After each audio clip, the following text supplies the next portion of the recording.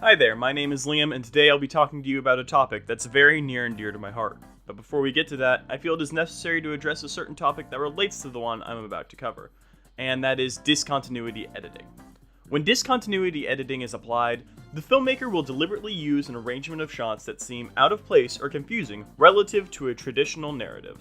An example of this would be the opening scene from Juno, where titular main character Juno walks to the drugstore to the tune of All I Want Is You, amidst a completely different looking film style. It looks like it's drawn on paper as opposed to being grounded in reality like the rest of the movie. Which brings me to what I wanted to talk with you all about today. Keeping in mind the reason that discontinuity editing is named as such due to its tendency to break the norm set by the piece's usual editing style, it's only natural to assume that when a similar effect is applied to animation, the result is discontinuity animation. That being when the style of animation is changed through its shapes, lines, and color to elicit a certain emotion from the viewer. And that is what I will be focusing on today. Sometimes when you're watching a Western cartoon or Japanese anime, during non-essential scenes, the very shape of the character will be altered. In most cases, it will look rounder, smaller, cuter. That is not true for all cases.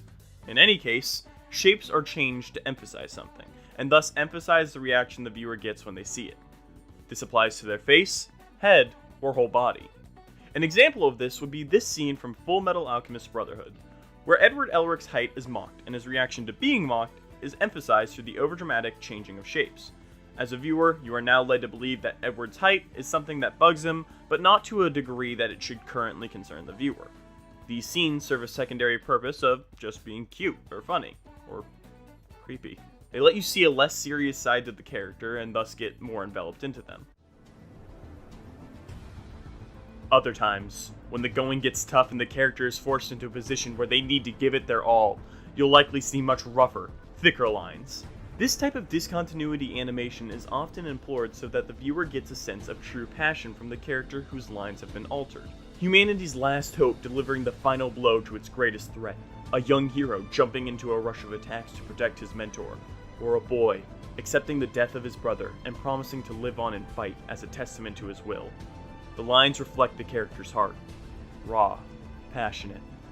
In essence, it's meant to hype up the viewer. This is shown in its application to the coolest scenes ever.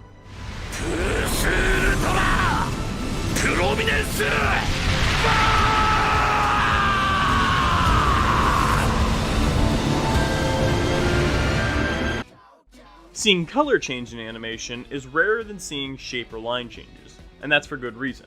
Out of the 3 applicable changes you can make with discontinuity animation, changing color is easily the most jarring. It's really only used in crucial moments where everything is on the line, or in JoJo's Bizarre Adventure. Next thing you'll say is, how could he possibly be alive with that hole in his head? Am I right? But how could he possibly be alive with that hole in his head? The use of color change often symbolizes a major tone shift or an important event. I'll use black and white color changes as my primary example. They're rarely seen, but even rarer do they disappoint. When the black and white comes out, you know shit's going down, there's about to be a body. In all seriousness, black and white colors reflect the most complicated, yet simple feelings that lie in each of us. And more often than not, that feeling is rage. As a result, the viewer is more likely to feel shocked, jarred, at unease. Now, while I said discontinuity animation changes the style, I didn't mean for that to be taken as it uses a different style. Because if an animated piece can use discontinuity animation, then that is a part of the piece's style. Discontinuity animation has been around since the earliest days of animation, and continues to evolve and be used in new and meaningful ways. In recent years, we've been able to make giant strafes forward in the quality of animation overall, and very much so discontinuity animation. I'm excited to see where it can grow from here. Thank you for watching.